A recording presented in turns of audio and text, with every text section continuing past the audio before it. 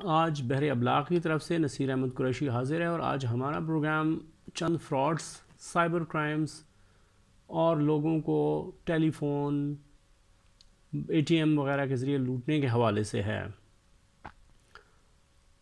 नाजरीन, आप सारा कुछ देखते आए होंगे, इससे पहले भी कई फ्रॉड होते आए हैं, लेकिन आइंदा इन चंद दिनों में, मौजूदा चंद दिनों में हमारे सामने कुछ ऐसी चीज़ें सामने आई हैं जिनका हम आपसे तज़किरा करना मुनासिब समझते हैं। जी, सबसे पहले तो मैं एक राज न्यूज़ नामी एक नाम निहाल टीवी चैनल और मीडिया नेटवर्क की बदउनवानियों और लोगों को लूट मार का सिलसिला जारी रखने के हवाले से पर्दा उठाऊंगा, जिसने एक सादा लो इंसानों को लूटने का सिलसिला अजीब अंदाज में जारी रखा हुआ। इस हवाले से मेरे सामने एक शिकायत क्या वाक़या मेरे सामने एक किस्सा आया जिसमें हमारे अपने ही एक शागिर्द जो है वो मुसलसल उनके लूट मार का निशाना बन रहे हैं और बड़ी सादगी के साथ। नाजरीन, मैं आपको बताऊं ये सादगी क्या है और ये लूटमार क्या है। इसमें कुछ हमारा अपना कसूर है और कुछ लूटने वालों का कसूर है। लूटने वाले पता है क्या करते हैं, वो इस अंदाज से हमें लूटते हैं कि पहले हमारे जहन का अंदाज़ा लगाते हैं कि हमारी जहनी कैफियत और IQ लेवल क्या है। उसके बाद वो हमें जांचते हुए मुख्तलिफ़ तरीक़ों से हमें फंसाते हैं और उसके बाद पैसे लूटते हैं। पैसे कैसे लूटते हैं ये मैं आपको बताता हूँ। असल मसला ये है कि कुछ दिनों से जो है वो ये चीज़ें सामने आई हैं। मेरे एक शागिर्द ने मुझे बताया कि उन्होंने एक इश्तिहार देखा वेबसाइट्स पे और शायद अखबारों में भी कि एक नया मीडिया नेटवर्क आ रहा है जो राज न्यूज़ के नाम से है और वो अपना टीवी चैनल खोलना चाहते हैं, बल्कि टीवी चैनल क्या पूरा मीडिया नेटवर्क का दावा करते हैं खोलने का।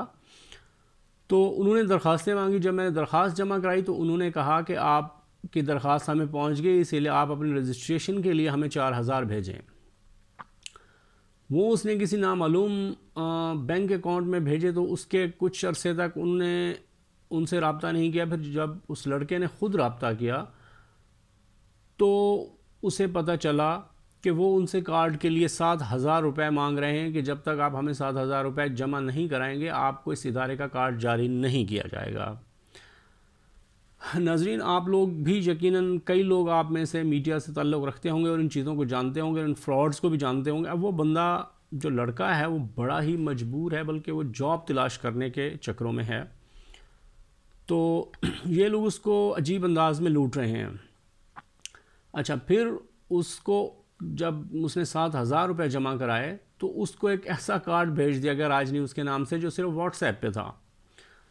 नाज़रीन, आप ख़ुद जानते हैं कि ये चीज़ तो हम खुद नॉर्मली भी कर सकते हैं कि कार्ड बनाना, कोई डिजिटल कार्ड बनाना या मतलब कोई कार्ड बनाकर उसको व्हाट्सएप पे शेयर करना, तो ये तो बड़ा आम सा है। उस लड़के को फिर भी समझ ना आई। एक दिन वो आया तो मुझसे डिस्कस किया कि इस तरह एक इश्तिहार आया था और मैंने अप्लाई किया और मुझे जॉब मिलने वाली है, तो मैंने पहले 4000 जमा कराया, फिर 7000 जमा कराया, तो अब इंशाल्लाह मुझे जल्द ही जॉब मिल जाएगी। और वो जो नेटवर्क है वो लाहौर से मतलब बेस करता है, लाहौर का दावा करता है कि हम लाहौर से यहाँ चैनल खोल रहे हैं और उसके बाद इस्लामाबाद में भी खोलेंगे।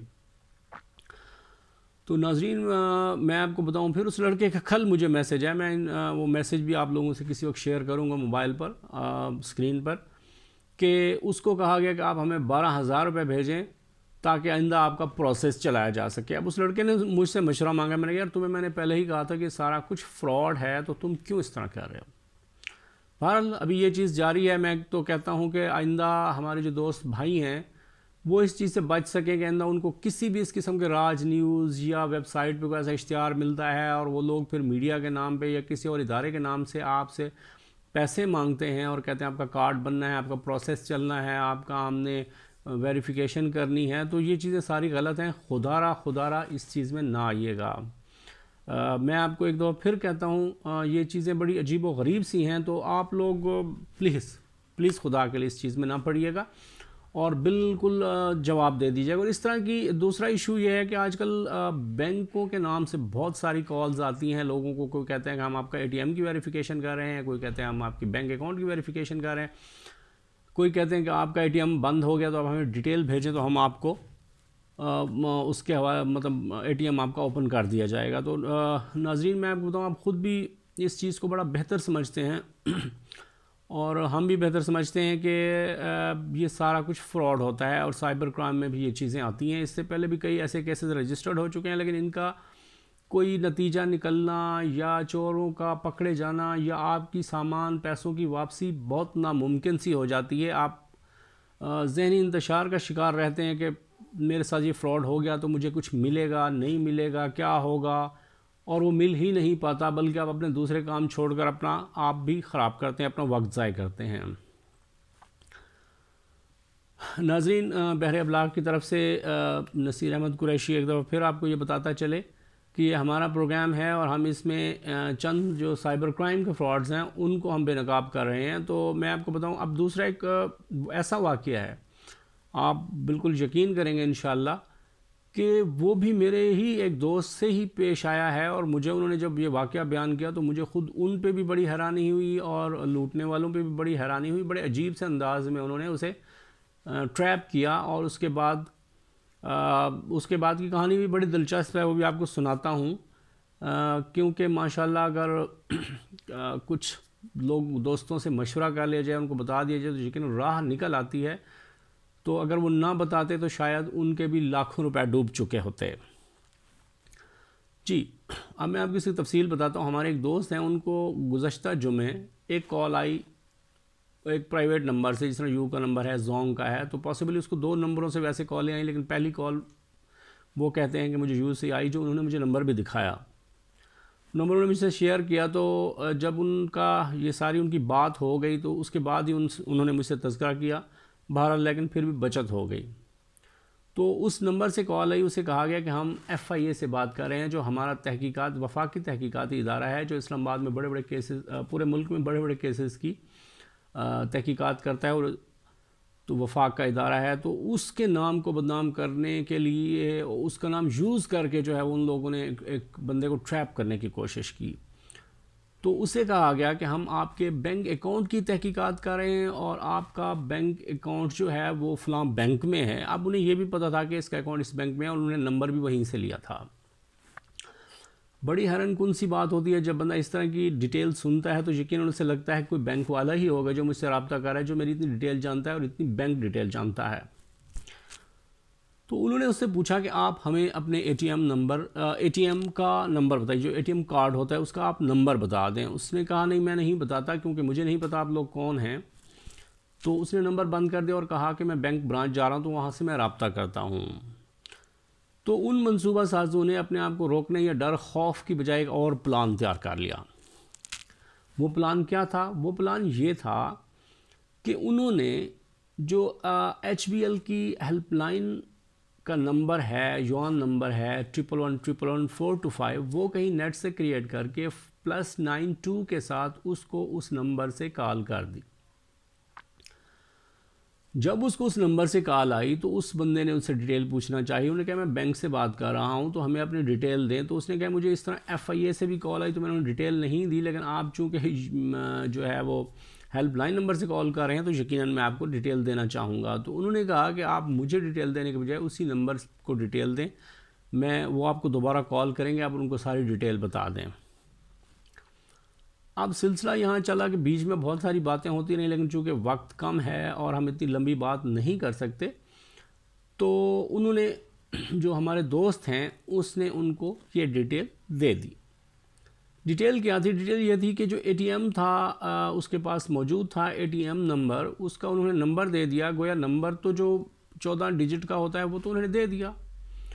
इसके अलावा जब उनसे कहा गया कि आप हमें इसकी बैग पे 3 हिस्सों वाला एक नंबर है जो आप हमें दे दें ताकि आपकी मुकम्मल वेरिफिकेशन हो सकेगी, तो बड़ी तन्हाई के आलम में और झुंझलाहट में उन्होंने ये नंबर भी उनको शेयर कर दिया।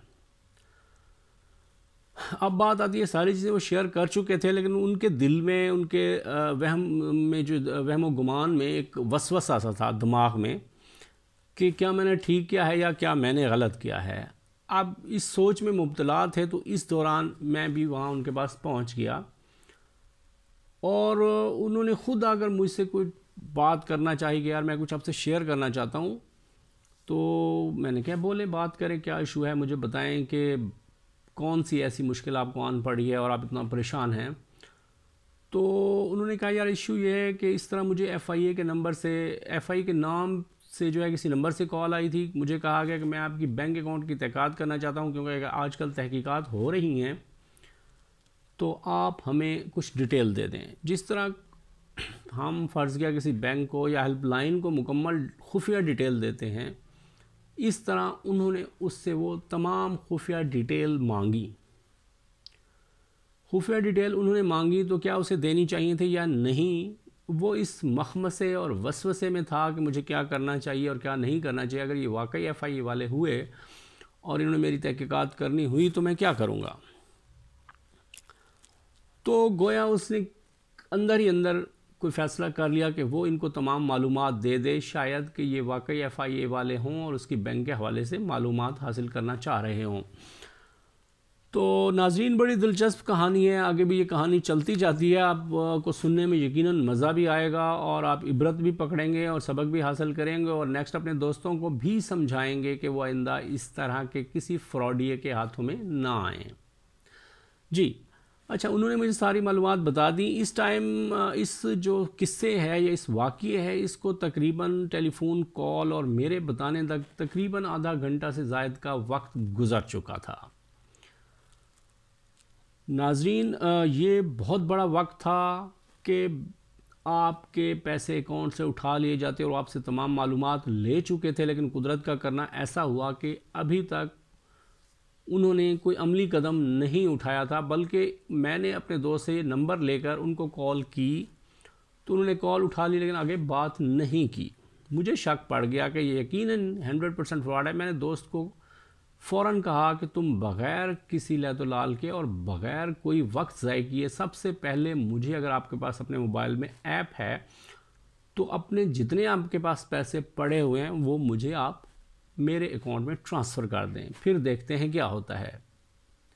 जी, उसके पास बहुत बड़ी रकम थी, यकीनन बहुत बड़ी रकम थी। अगर चली जाती तो उस बंदे के लिए बहुत मुश्किलात होती। वो बड़ी मुश्किल से पैसे कमा रहा था और दयानतदारी के साथ कमा रहा था।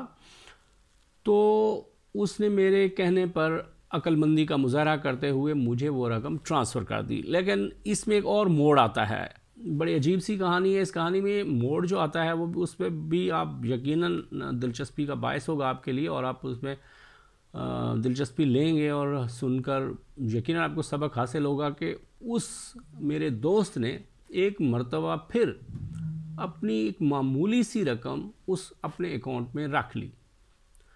गोया उनकी सोच कुछ और थी, मेरी सोच कुछ और थी। मैं चाह रहा था कि यकीनन वो रखें सिर्फ इस चेकिंग के लिए कि क्या वो लोग फ्रॉडिये हैं और उसके पैसे उठा सकते हैं, उसमें कामयाब होते हैं या नहीं। और उसने ये रकम इस नज़रिए के तहत रखी कि शायद मेरे बैंक में ज़ीरो बैलेंस हो गया तो मेरा अकाउंट बंद हो जाएगा।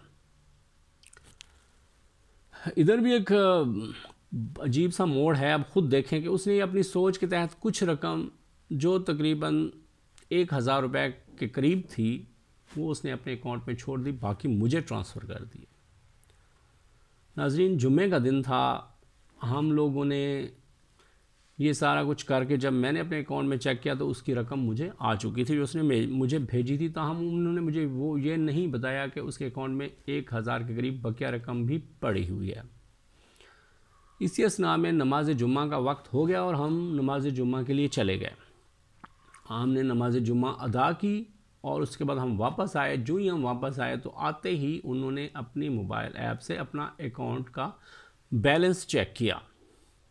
जब उन्होंने बैलेंस चेक किया तो नाज़रीन आप बताएं क्या हुआ होगा। यकीनन जो आप सोच रहे हैं वही हुआ है कि उसके बैंक अकाउंट से तमाम बकिया रकम का सफाया हो चुका था, जो कि मुतवक्के थी। वो ये तवक्को नहीं कर रहा था, लेकिन मैं ये तवक्को कर रहा था, क्योंकि मैं इन फ्रॉड्स को पहले से बहुत मरतबा फेस कर चुका था। जी, तो वो रकम उसकी साफ़ हो गई, लेकिन अल्लाह का करना ऐसा हुआ कि जो उसकी बड़ी रकम थी वो बच गई। इस पर उसने अल्लाह ताला का शुक्र अदा किया और दुआ मांगी कि मेरी हलाल की कमाई थी और अल्लाह ताला का शुक्र था और अच्छे दोस्तों की कंपनी और मशवरा था कि मैं इतने बड़े फ्रॉड से बच गया, वरना आज मैं अपना सर पीट रहा होता। जी नाज़रीन, आपको बताऊं ये फ़्रॉड बहुत आम है और फ़्रॉडिये आपके जहन पे आपको हिप्नोटाइज करके आपके जहन पे असरअंदाज होते हैं और उसके बाद आपको लूटते हैं। हर बंदे को वो नहीं लूट सकते, लेकिन इसके लिए शातिर दिमागी दानिशमंदी और मालूमात का होना इंतहाई ज़रूरी है। आप तमाम मालूमात भी रखें, लेकिन अगर कोई भी अचानक आपको किसी प्राइवेट नंबर या इंटरनेट के नंबर से कॉल करता है तो उसकी कॉल कभी इंटरटेन ना करें, कभी ना उठाएं। यकीनन आप कह रहे होंगे कि हम ना उठाएं, उठाकर हम उसको झड़क देंगे। कभी कभी ऐसा होता है कि इंसान उनकी बातों में आ जाता है और उन बातों को सच समझ बैठता है, और फिर यकीनन आप आहिस्ता आहिस्ता आहिस्ता उस पर एतमाद करते हुए, उसको दोस्त समझते हुए अपना सब कुछ, अपने सब राज दे देते हैं जो नहीं देने होते और नहीं देने चाहिए। तो आज का हमारा प्रोग्राम यही ख़त्म होता है। बहरहाल हमारा दोस्त फ्रॉड से बच गया, लेकिन एक अभी फंसा हुआ है। मैं आपको बताऊं कि राज न्यूज़ के हवाले से आपने कभी अपने आप को एंटरटेन नहीं करना, उसकी किसी बात पे, कॉल पे यकीन नहीं करना, क्योंकि वो एक फ़्रॉड है और फ्रॉड मीडिया है जो लोगों को लूट रहा है। मैं उस जो एक सादा लूह इंसान जो हमारे शागिर्द भी हैं, दोस्त भी हैं, उन पे भी मुझे रहम आ रहा है, और आप लोग भी अंदा प्लीज़ इन चीज़ों से बचिएगा। Thank you so much.